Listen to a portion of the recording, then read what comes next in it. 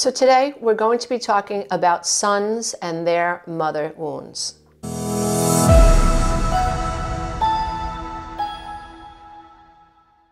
So when we're talking about mother wounds, what we're talking about is essentially a mother who has unhealed childhood trauma.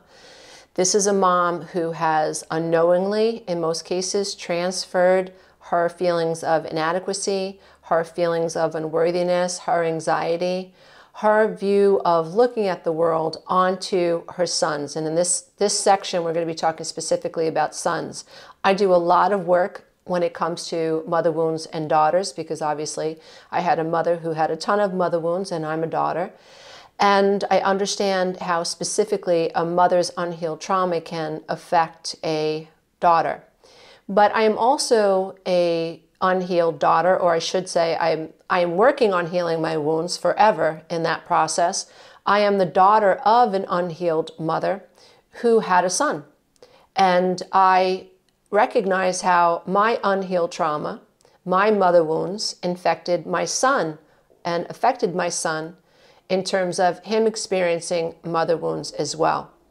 And those of us who are on the healing path, those of us who are looking at our childhood trauma, those of us who recognize ourselves as struggling with low self-worth, low self-perception, we have a negative perception of self, we feel inadequate, we feel broken, we look outside of ourselves for answers to why we feel the way we feel. And we are mothers, we also have to recognize how our unhealed trauma affects our daughters and our sons if we have sons. So a mother wound is the result of a mother being put in a situation where she has been raised by a mother who was emotionally unavailable, a mother who was highly critical, a mother that she could not please, a mother who had low self-worth herself, a mother who had unhealed trauma. In my situation, I was raised by a mother who was the adult child of 2 alcoholics, and my grandmother came from extremely humble beginnings, a lot of abuse on her side of the family. And you can just see that mother wounds are generational and how we pass them down from one generation to the next. The Bible says the sins of the mother and the father fall on the sons and the daughters. And so this is how programming works. This is how generational trauma works. And it's important for us to take the time as moms to recognize how our trauma affects our children. And today we're talking about how that trauma affects our sons. So trauma that we pass along to our sons is felt on a visceral level. Our sons absorb our trauma. They can watch a mother be self-deprecating. They can watch a codependent mother feel lost inside a narcissistic relationship. They can observe their mothers be highly critical of themselves, highly critical of others. Sons of mothers who have mother wounds, you may have been raised, if you are the son of a mother who is highly critical. Nothing you ever did was good enough. You could have been raised by a mother who saw you as her little husband. Maybe your mother had an unhealthy relationship with her spouse and you became the replacement spouse. And so in that sense, you grow up feeling invisible because your needs are not being attuned to. You become your mother's caretaker. You become your mother's friend. You become the little spouse. It's now your responsibility to make sure that mom's emotionally regulated. I've had male clients who at a very early age went out and began to provide for the family because mom was struggling financially and was unable for whatever reason to get her act together. And so the son takes up the sword of being the man in the house and then goes out and fends for mom. And there are situations where mom is an alcoholic and you have a son who is now taking on the responsibilities of the home. You have sons who watch their mothers participate and be involved in toxic relationships, and sons want to take care of their mothers naturally, and they end up giving their mother the emotional support that they're observing the partners of their mothers unable to give them. And in all of these cases, what's happening is that the son is learning that his needs don't matter.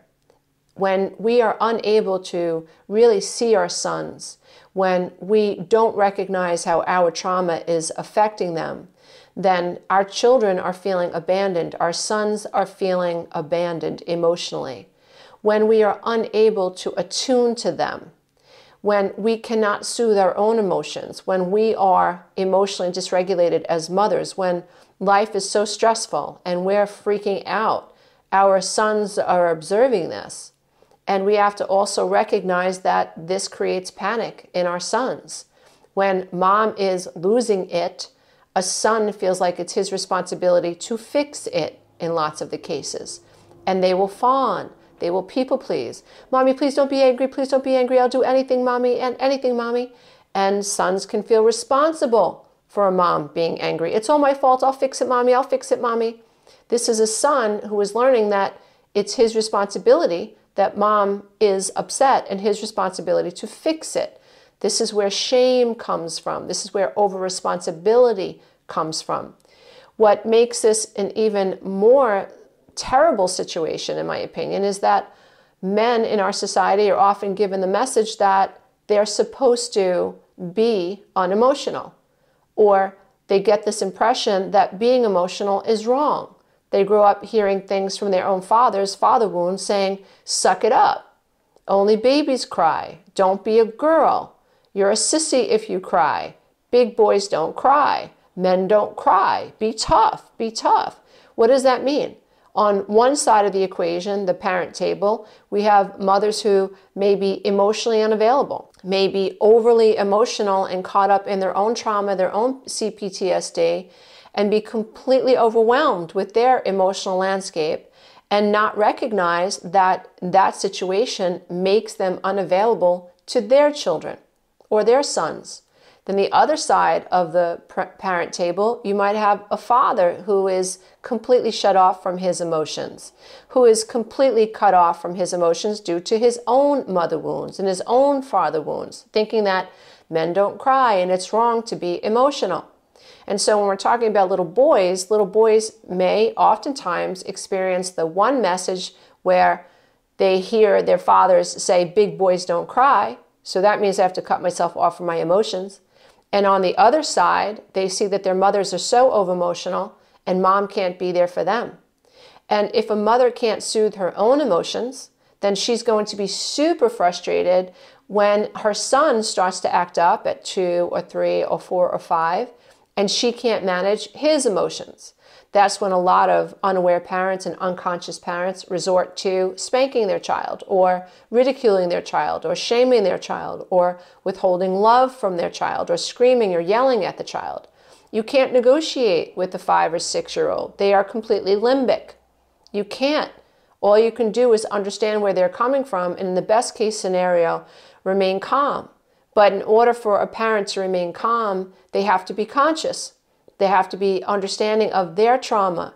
They have to understand that they might not know how to emotionally regulate, or they might be very controlling and think that if their children look good, if their children perform well in school, if their children have everything a child could ever need, what could go wrong? A lot could go wrong, because what children really want more than anything and need is an honest, authentic connection with their mother and their father or their caretakers. That's what a child needs, to feel seen, to feel emotionally valuable, to know that someone has the capacity to help them with difficult emotions. Sons of mothers who carry mother wounds don't know how to emotionally regulate. They don't know how to self-soothe. They're very confused as well, because they can see a mother who they have empathy for, especially if their mother is struggling inside a toxic relationship. And so their empathy for their mother, their love for their mother, clouds their ability to understand that they are not growing up feeling emotionally attuned to. This can be very confusing for a young man because it's unidentifiable. They might not be able to understand why it is they can't connect to their emotions, or why it is their emotions are so all over the place, or why all they can feel is either sadness or anger, or once in a while, bouts of happiness. So there are a full range of emotions. It's like a spectrum of emotions that they can't get in touch with. When we have a dad who is emotionally unavailable for a son, this compounds the situation. Oftentimes what happens is boys become very, very angry because their emotions have been forced to go underground. So they're not allowed to cry like their sisters. And what do? They yell at their sisters for being a drama queen. That happened in my life, where my brother was raised by my father to believe that he was a sissy if he cried. Yet my brother was a very emotional young man. My mother emotionally abandoned my brother, allowed my father to say whatever he wanted to my brother. In my case, my parents both criticized me for crying and being emotional. And when my brother was able to partake in those types of criticisms, my mother took him under her wing, and she encouraged him to mock me and to make fun of me. So this also becomes a sibling issue when you have a mother who has both a female and a male, a daughter and a son, and these dynamics begin to play out. In my situation, was the way that my brother felt seen by my mother, by mocking me and mocking my emotions. But what was the end result? My brother ends up having all of this repressed rage. He ends up being very angry. And like many men, they identify with what they can do for their family. They identify with their role in society. They are policemen, they are firemen, they are doctors, they are lawyers, they are landscapers. Whatever it is, they believe that their worth is in providing for the family. Now, this creates communication problems because when a man gets married and his partner wants to discuss things that are a little bit deeper, men who have mother wounds are frustrated because they can't jump that divide. You're asking them to access a part of themselves that their mothers taught them didn't exist because they were ignored, and their fathers taught them it was a bad place to go. So even though they're living out Pandora's box situation, they think Pandora's box is closed. No, it's not. You're living through your trauma, but you don't know it. Why? This is very complicated because the human mind is more subconscious than it is conscious. And we are designed to run away from forest fires, i.e. our feelings and negative emotions and shame. We are not conditioned and we are not taught traditionally to embrace our emotions and to explore unexplored emotions within our own beings.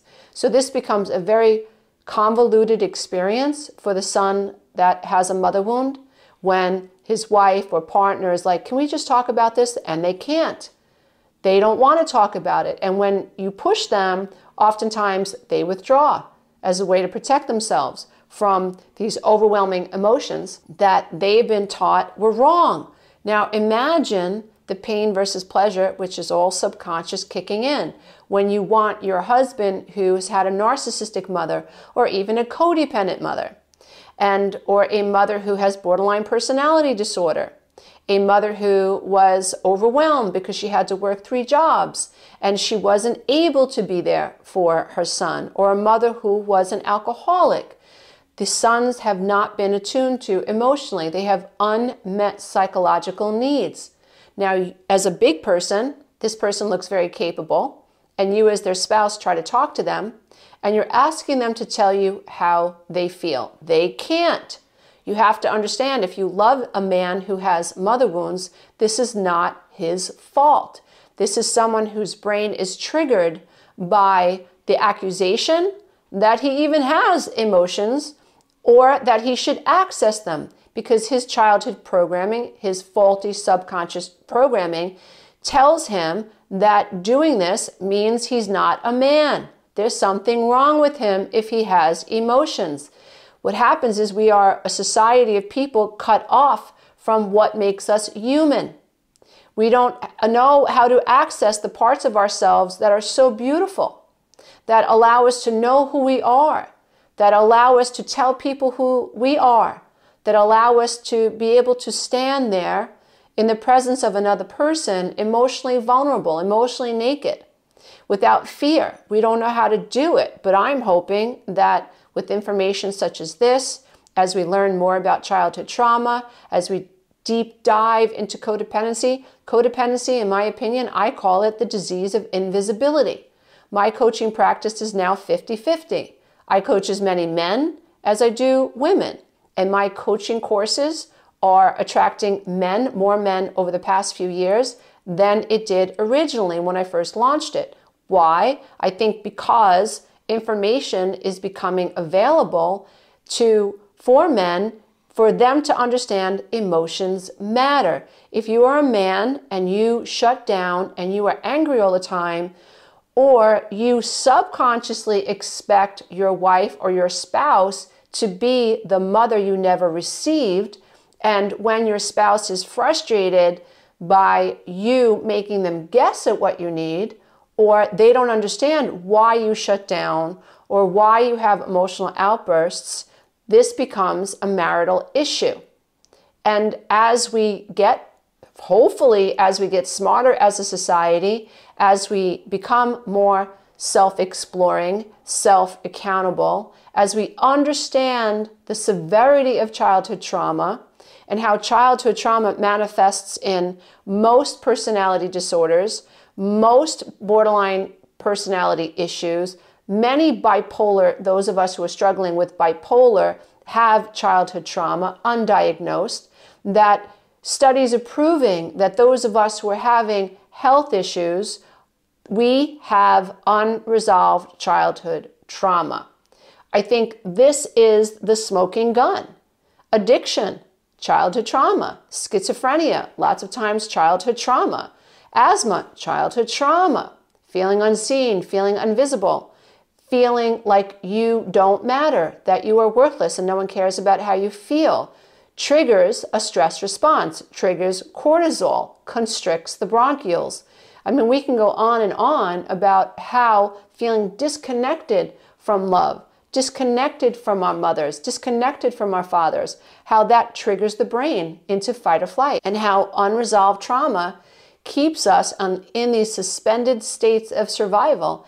And it also makes us prone to toxic, narcissistic relationships in the future. Why? If I don't feel good enough, and I believe that I need to seek approval, which was the story of my life, it was repetition compulsion, it was an unmet psychological need that I had to gain a connection to my mother. This did not go away. This goes underground, and it manifests in our choices in partners. I married my mother the first time. I married someone who was energetically her twin, and guess what? I chased approval. Looking back, I'm sure my ex-husband had mother wounds as well, and me wanting to connect with him frustrated him. It caused him to withdraw, and unfortunately, he came off very narcissistic, very angry, very frustrated, and resorted to stonewalling and gaslighting and deflection and blame shifting and making stories up.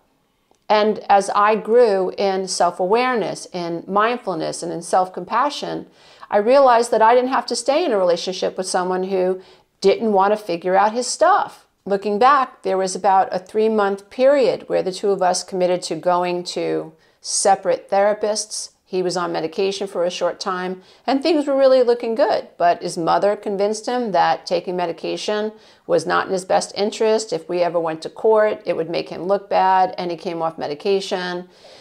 His anxiety went through the roof, in my opinion, and things just got worse from there. But when you're dealing with people who have mother wounds, whether it's you or you're married to someone who has mother wounds, it's really important to understand the childhood trauma piece.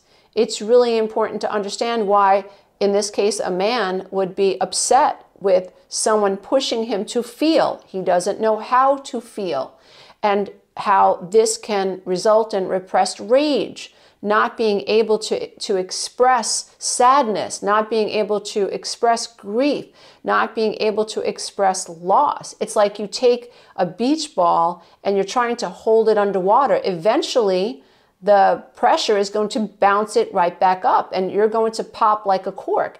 And how sad that is. And so I wanted to add this to this discussion. I wanted to put this on record. I want men to feel supported. I want them to understand that women as well as men suffer mother wounds, although they might express themselves differently. Another point I want to make is that we have a really big problem in our society, especially in the West, with expressing emotions and emotional regulation. I think we are a society that's being driven by external validation. I have to look a certain way. I have to make a certain amount of money. I have to drive a certain car. No, you don't. I have to look a certain way. No, you don't. My kids have to excel just like everybody else's kids. No, they don't. My kids have to be in X amount of sports in order for me to look like a good mom or a good dad. No, they don't. These are all external conditions that we are placing on ourselves. And I think it's society fueled. I think society is built that way, where we are teaching people that they have to keep striving and striving and striving and striving, putting unnecessary stress on us as human beings and making us feel unworthy, making us feel afraid, triggering our survival response. And when we have unhealed trauma, we are like stuck in this ectoplasm and we don't even know. And we really need to learn how to express our emotions. So what women are taught from the time they're little, that if they have emotions, they're babies. If they have emotions, there's something wrong with them. If they have emotions, it's because they're a drama queen. They're looking for attention. My mother used to call me Sarah Bernhardt. I had no idea who Sarah Bernhardt was. She would say things like, oh, Lisa should win an Academy Award.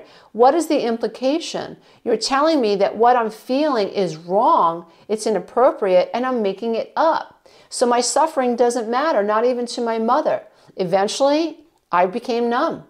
I stopped paying attention to what I felt, which fueled an eating disorder because I felt so out of control. Internally, I was looking for something to control. And I had been taught by my dad that if I looked a certain way, I got external validation. It was a very immature way of viewing the world, but my self-perception was skewed. My brother was taught that if he had emotions, he was a baby and he was a sissy. What did he do? He became a police officer. And he became someone who felt very confident wearing a police uniform.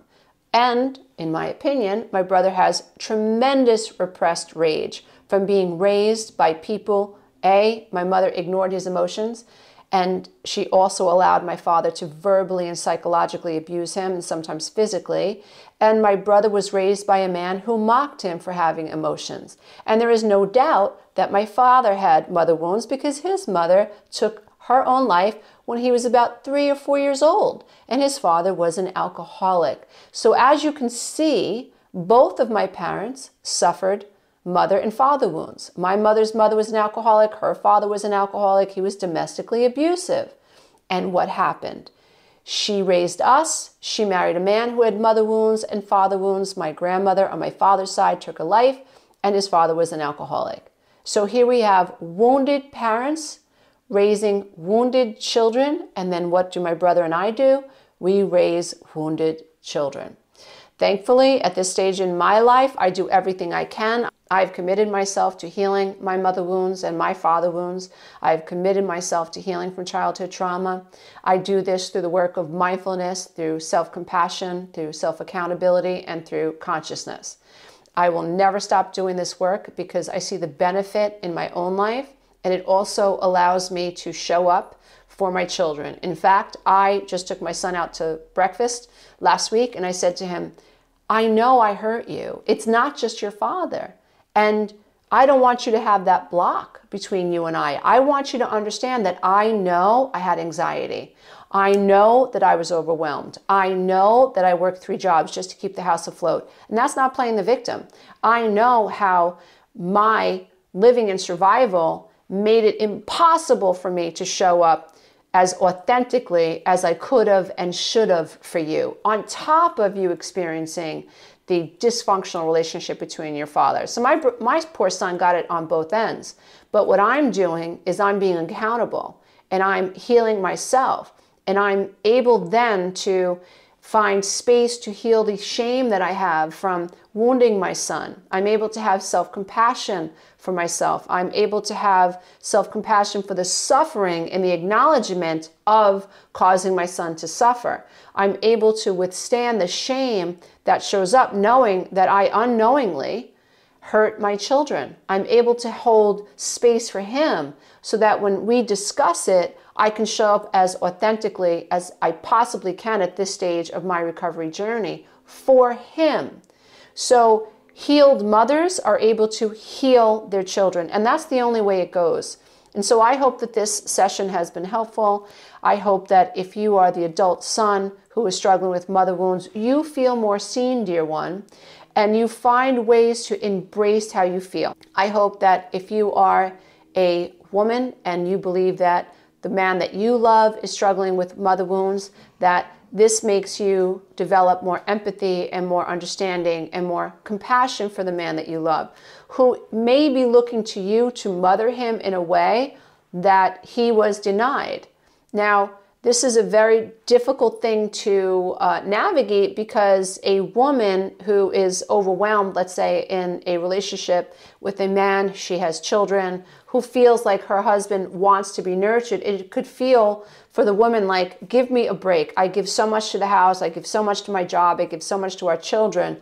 It might put pressure on her to do that. However, I feel that when women, when we're talking about heterosexual relationships right now, just to make things easy, when a wife or a partner understands the wounds of her husband, then it is far more easy for that woman to give compassion and to be nurturing, understanding that she's helping her husband heal. If you can get the man to recognize, this is what I'm doing. I have unhealed wounds. I have mother wounds. My mother was married to an alcoholic. My mother got involved with an alcoholic. She ignored me. She ignored my sisters. I grew up feeling unseen. I felt like I had to protect her from this alcoholic. I didn't get that nurturing that I needed from my mother because I was so worried about her. And I can see how, as an adult male, I just want to take care of my family, take care of my family, take care of my family, the way I took care of my mother, took care of my mother, took care of my mother. But below the veil, what I'm doing in the rescuing and the caretaking and the people-pleasing and the appeasing and working my butt off, I'm identifying with my role and subconsciously looking for my wife to fill that need, and that could frustrate my wife. I see that.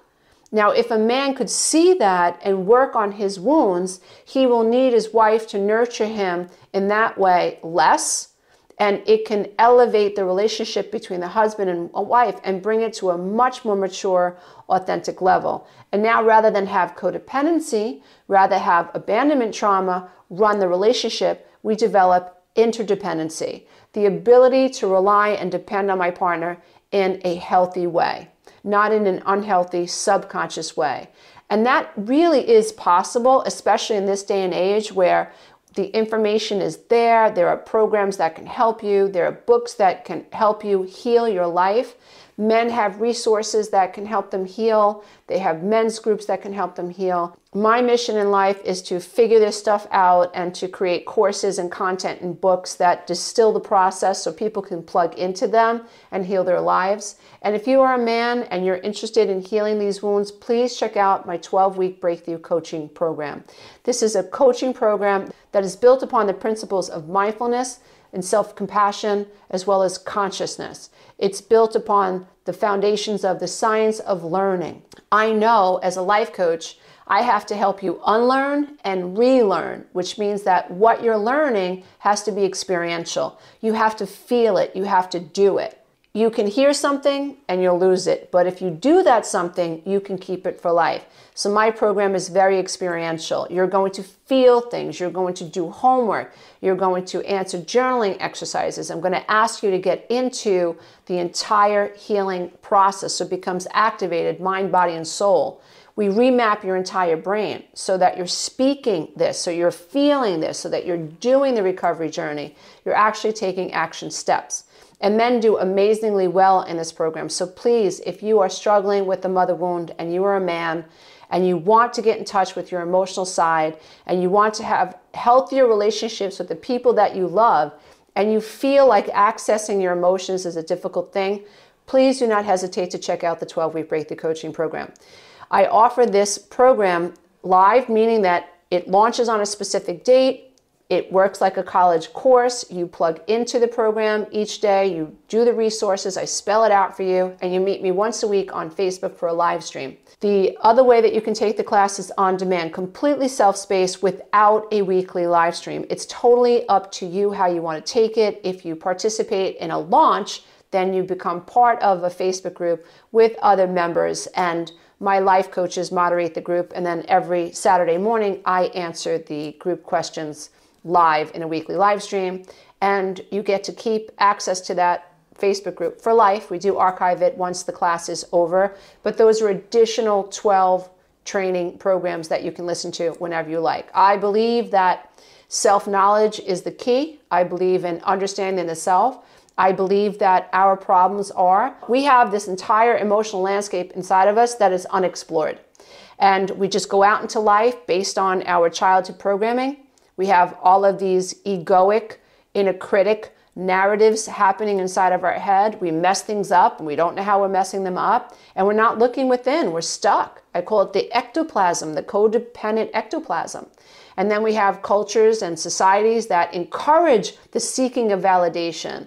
They encourage this intermittent, quick validation from someone outside of you. It's encouraged to be someone who is powerful and almighty and is taking the world by storm at anyone's expense. We encourage it. We applaud people, and especially men, that are this mighty and this powerful. Well, can we look at the state of the world right now? I think that a good dose of nurturing is what the entire world needs before we blow each other up. We can use some comfort. We can use some nurturing. We've got to find the middle ground. So I believe that we have been lied to. I believe that the true nature of a human being is connectedness. The true nature of a being is comfort. The true nature of a being is love and being able to connect to people in our tribe, in society. I do not believe that our true nature is hedonistic and narcissistic. I do not believe that. I believe that's what we've been told, and I think that that justifies a lot of why we take advantage of one another, but I don't believe that that is the truth. And I do believe that if we can teach people to make a U-turn in life, just stop what you're doing, just stop. Look at your life, look at how you feel inside. If you're not happy, something's wrong. If your relationships suck, something's wrong.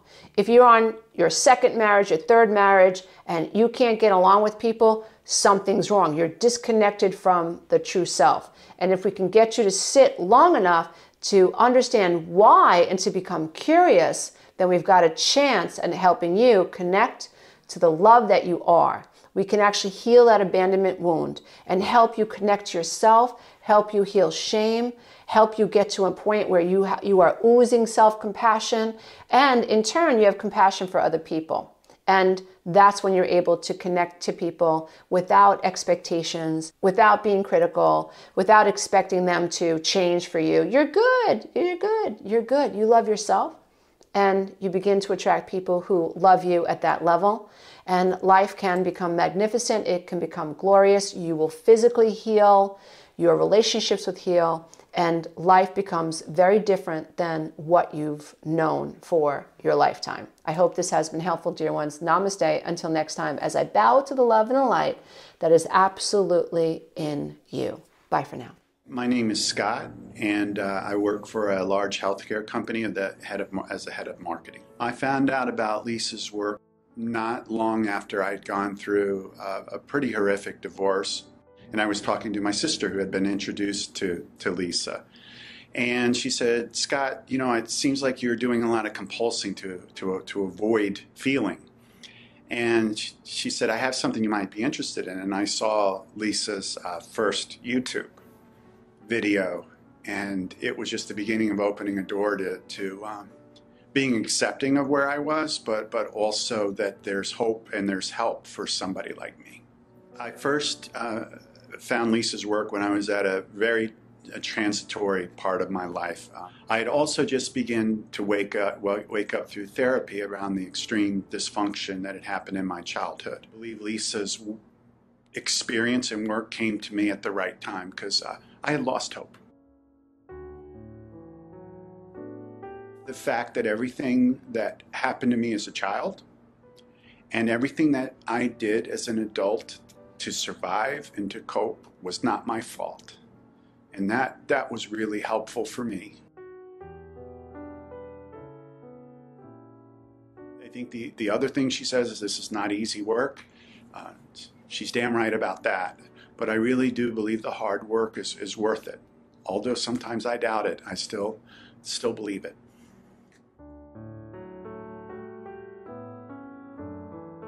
Well, Lisa's work has impacted my life significantly, has really helped me to understand what happened to me.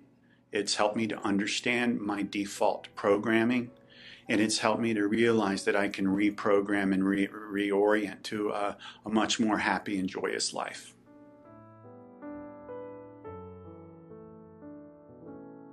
I believe that Lisa's message for myself and for others and people throughout the world is one that will release a lot of people that are walking around in silent desperation. Through her information and the way she presents it, I call it recovery uncensored. I think for a lot of people that will resonate and help them on their road to their true selves.